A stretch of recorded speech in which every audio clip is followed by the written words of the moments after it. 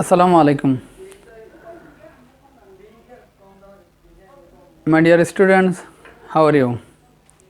I am fine by the grace of Almighty Allah. I think you are busy with study. And we are facing a critical moment, COVID-19. So always depend on Allah. Last class, we have learned about biography of Prophet Sallallahu Alaihi Wasallam and Khulafai Rashidun. Khulafai Rashidun, that means Abu Bakr, Umar and Usman radhiyallahu ta'ala. Now we will start about Muslim scholar. That means lesson 10, chapter 5, lesson 10.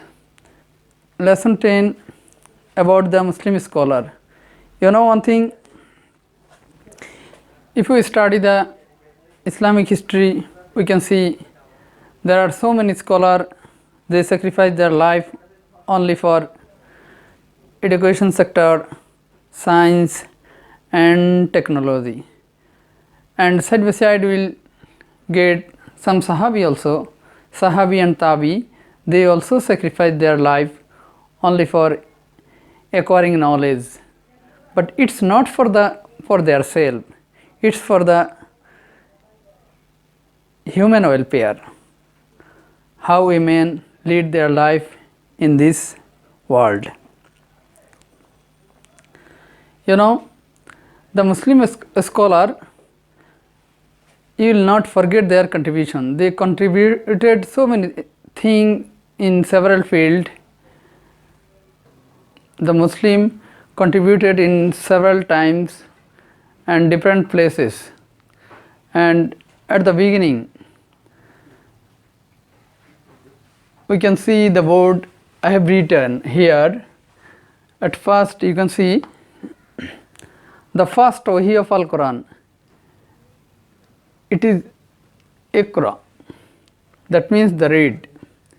And another things, Al-Quran, it is styled as Al-Hakim, which means depository of science.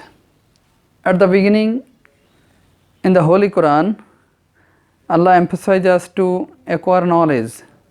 Then Allah said, read or Iqra. And Prophet Muhammad Sallallahu Alaihi Wasallam established so many things or so many academics or institution for acquiring knowledge. We can see the hadith about acquiring knowledge. Prophet Sallallahu Alaihi Wasallam said,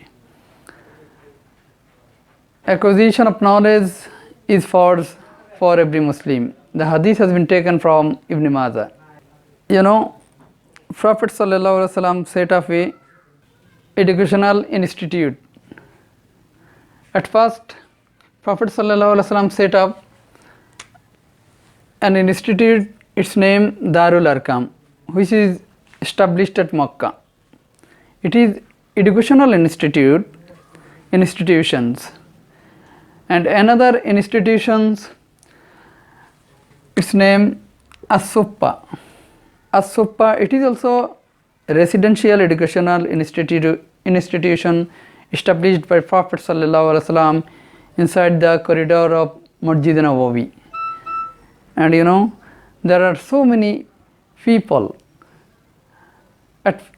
come from different places to acquiring knowledge. And As-Suffa started with the 70 seekers or 70 students at Masjid Nabawi. It is the centers of acquiring Islamic knowledge. Learners from far off different places like Persia, Kufa, Syria, Palestine, Egypt, Rome and Basra to acquire knowledge. And one thing, Holy Prophet Sallallahu Alaihi Wasallam used to send his Sahabis to different countries for both seeking and imparting knowledge. After the death of Prophet Sallallahu Alaihi Wasallam, Muslims had further accelerated the cultivation of science, knowledge in various sectors. They set up many academy and library, and they collected books from all over the world and translated into Arabic. One of the institutes named Baitul Hikmah. Baitul Hikmah established by Abbasid Khalifa Mamun and Mansur. My dear students, you know one thing, the Muslims were able to make unforgettable contribution to the Hadith, Tafsir, Fiqh and philosophy. Now I will discuss the contribution of Imam Bukhari. The contribution of Imam Bukhari to the Hadith and the contribution of Imam Abu Hanifa to the Fiqh and contribution of Imam Ghazali to the philosophy and the contribution of Ibn Jarir Tabari to the Tafsir and history. Now I will discuss the contribution of Imam Bukhari. And you know one thing, Imam Bukhari radhiyallahu ta'ala, he collected so many hadiths, and we know the position of Bukhari just after the Al-Quran. You can see the word I have written here, the biography of Imam Bukhari at a glance. Imam Bukhari rahmatullah alayhi was born in Bukhara. He was born in 13 Shawwal 194 Hijri. His original name is Abdullah and surname is Abu Abdullah. His title is Amirul Mu'minin fil Hadith. His full name, Imam Abu Abdullah Muhammad ibn Ismail Bukhari. And you know, Imam Bukhari rahmatullah alayhi lost his father in his early life. He was brought up with his mother's care and affection. Now I will discuss the pursuits of knowledge. Imam Bukhari rahmatullah alayhi possessed an acute desire from knowledge right from boyhood. He memorized the Al-Quran at the age of 6 years, and he memorized the Hadith from 10 years. He began to memorizing Hadith from 10 years, and he memorized 2 Hadith books authored by Abdullah ibn Mubarak and Allama Waqi. After learning the Hadith for 6 consecutive years, he travelled to Kufa, Basra, Syria, Egypt, only collecting Hadith. Imam Bukhari collected so many Hadiths. He collected more than 6 lakh Hadiths. Now I will discuss the composition of Bukhari. Imam Bukhari radhiyallahu ta'ala composed the Hadith Bukhari. There are 6 exclusive Hadith books. First one is Bukhari. You know one thing, in the Bukhari, he had accommodated only 7,275 Hadiths from his collection of 6 lakh Hadiths over long 16 years. And he used to, before noted down, 2 rakat salat before noted down the Hadiths. And he performed istikhara for getting good information in dream before noted down the Hadith. He noted the Hadith only when he was assured of its authenticity. And you know, Imam Bukhari is the glaring example to the fact that it is possible to become worthy of commemoration and admiration by the devotion to the knowledge through self-sacrifice and painstaking efforts. Now, migration to Bukhara. Why Imam Bukhari rahmatullahi alayhi left Bukhari? Bukhara. You know, on hearing the profound knowledge of hadith of Imam Bukhari, Badshah Khalid ibn Ahmad invited him to his royal court. But Imam Bukhari replied, I do not intend to bring disgrace the hadith by carrying it to the royal court. If he needs, let him come to my place or masjid. Then Badshah insisted him to lift Bukhara. When Badshah Khalid invited him to royal court, Imam Bukhari refused his offer. Due to acute sense of freedom and self-esteem, he wouldn't visit the royal court. At last I will say, the memory of Imam Bukhari was very sharp. He used to retain in his memory whatever he saw or heard once. At the age of 11, he corrected an error narration of hadith by a certain muhaddis named Dakhili. There are 400 muhaddis. Muhaddis, that means all those people are expert in hadith. There are 400 muhaddisin tested his memorization of the hadith. And you know, there are so many students were Imam Bukhari. There are 90,000 students were Imam Bukhari. Now it is clear to us, Imam Bukhari sacrificed his whole life only for collecting hadith. Imam Abu Hanifa.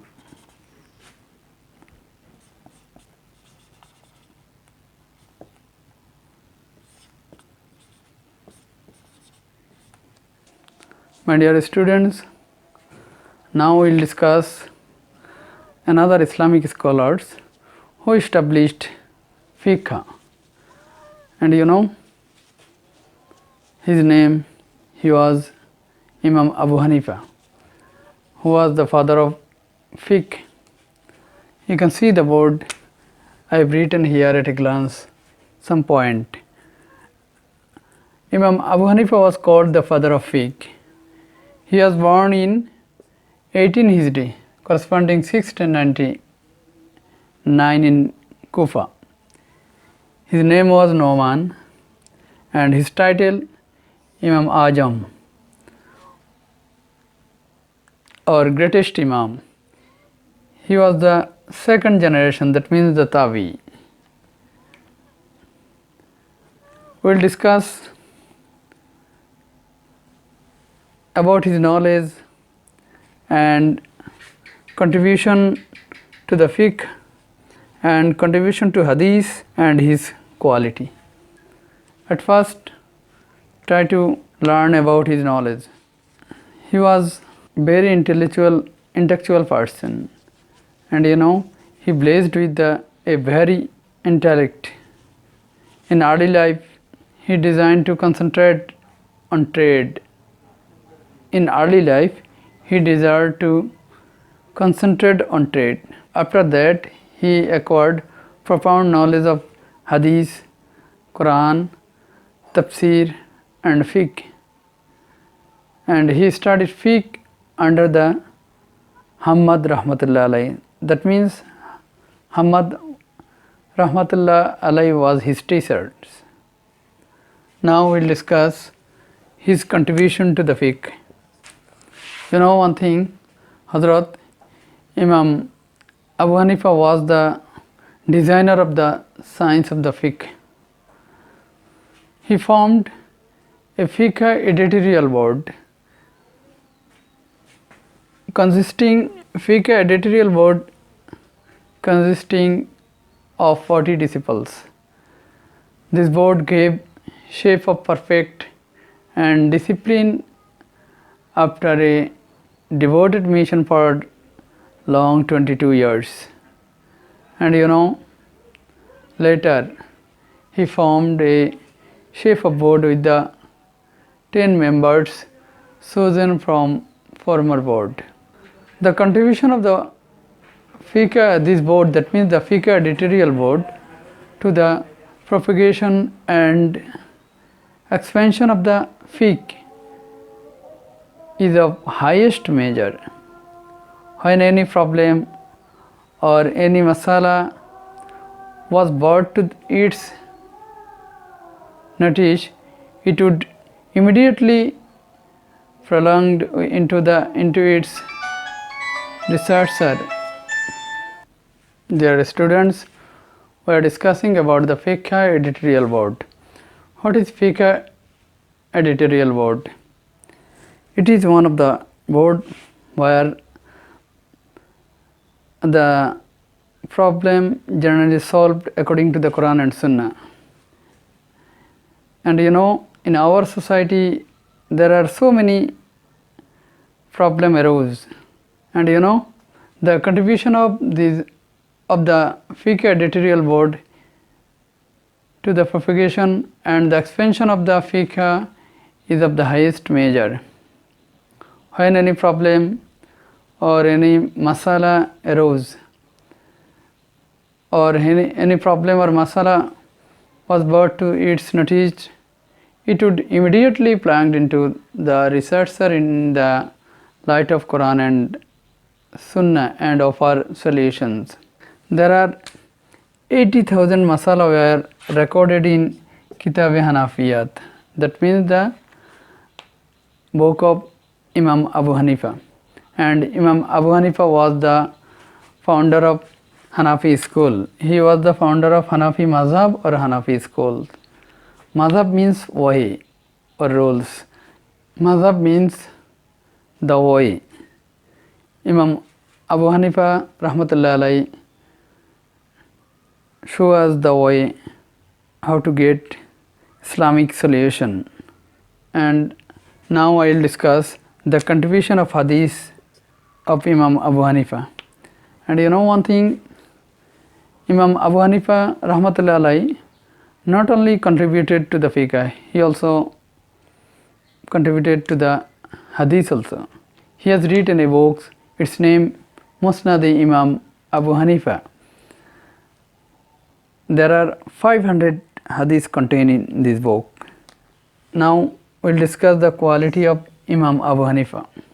Imam Abu Hanifa possessed profound knowledge, and he was the best alim and Islamic scholar, or he was the abid or intellectual of his time.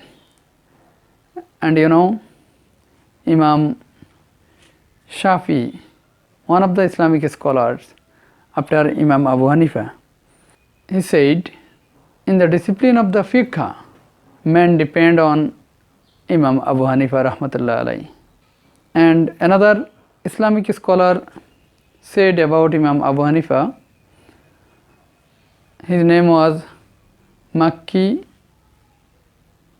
ibn Ibrahim, teachers of Bukhari radiallahu ta'ala. He also said Imam Abu Hanifa was true to his words and deeds. And Imam Abu Hanifa rahmatullahi alayhi observed first 30 years in his life, consecutive 30 years, and he did not sleep consecutive 40 years night, and he finished the Al-Quran 61 times in his Ramadan, and in his life he performed 55 times Hajj, and the time to perform Hajj, it was very tough job. Nowadays generally people travels by plane, but that time they went to Hajj only for walking, because there was no plane at the time. just they went by walking or camel or horse.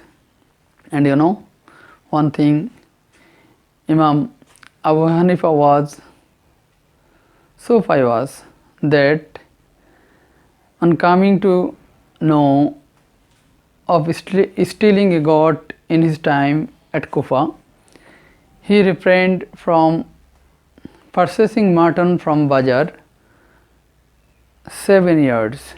That means 7 years he did not bought mutton from the Bazar because he heard that there was this goat stolen. And you know why he did not bought the mutton from the market? He thought maybe it could be the stolen goat. For this why he saved himself and did not bought mutton from market up to 7 years. Imam Abu Hanifa rahmatullah alayhi attended a janaza, and at that time there was scorching sun over the head in the field. So all the people invited him to take shelter under a tree, and he asked, Imam Abu Hanifa asked, who is the owner of the tree? That means the tree was belonged to a student's father. So Hazrat Imam Abu Hanifa met with Imam Abu Hanifa did not stand under the shade of the tree because the students might be think that he was there by taking benefits in exchange of his service.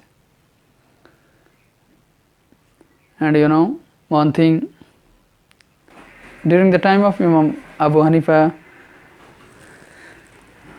the Khalifa or the Badshah of Baghdad, Khalifa of Baghdad, offered Imam Abu Hanifa as a Chief Justice.